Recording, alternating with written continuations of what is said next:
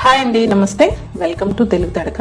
ఈరోజు క్రిస్పీగా మరియు ఎంతో టేస్టీగా ఉండే మసాలా వడ ఎలా చేయాలో చూపిస్తున్నాను. వేడిగా ఈ మసాలా వడ టీతో తింటే చాలా బాగుంటాయి. వీడియో నచ్చితే తప్పకుండా లైక్ చేయడం మర్చిపోవద్దు. ముందుగా ఇక్కడ నేను 1/2 కిలో శనగపప్పు తీసుకున్నాను. ఇవి ముందు 3-4 గంటలు శుభ్రంగా ఫస్ట్ కడుక్కొని 2 సార్లు కడుక్కొని ఒక 3-4 గంటలు నానబెట్టుకోవాలి. తర్వాత ఇలా వడకట్టుకుంటే మనకి నీళ్ళు అనేవి ఉండకూడదు, పొడిగా ఉండాలి పప్పు అనేది. తర్వాత మిక్సీ జార్లో కారానికి తగినట్లు పచ్చిమిరపకాయలు, అల్లం ఒక 2 ఇంచులు, 5-6 వెల్లుల్లి రెబ్బలు, ఎండుమిరపకాయలు ఒక 3, ధనియాలు పచ్చివి వేయించిన కాకుండా పచ్చి ధనియాలు ఇలా 1 టేబుల్ స్పూన్ వేసుకోండి. ధనియాల పొడి కన్నా ఇలా ధనియాలు వేసి చూడండి, చాలా బాగుంటాయి వడలు అనేవి, మసాలా వడలు. ఇప్పుడు ఇందులో 1 టీ స్పూన్ జీలకర్ర వేసుకోవాలి. వేసుకొని ఇది ఫస్ట్ గ్రైండ్ చేసుకోవాలి.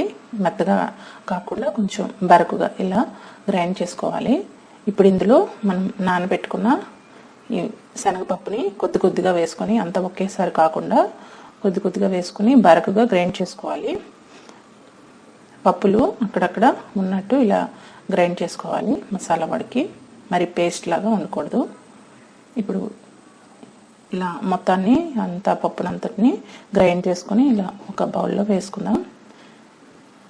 ఇప్పుడు ఇందులో 1 కప్పు సన్నగా తరుక్కున్న ఉల్లిపాయ ముక్కలు వేసుకోవాలి. కరివేపాకు కొద్దిగా వేసుకోవాలి.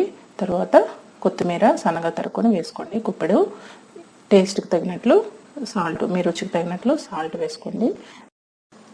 ఒక 1/2 టీ స్పూన్ గరం మసాలా వేసుకోండి, ఎక్కువ వేయద్దు, వాసనకు మాత్రమే గరం మసాలా కొద్దిగా వేసుకొని మొత్తాన్ని బాగా ఒకసారి కలుపుకోవాలి. ఇలా ఒకసారి ధనియాలు వేసి వడలు చేయండి. ధనియాలు అలా వేసి చాలా బాగుంటాయి.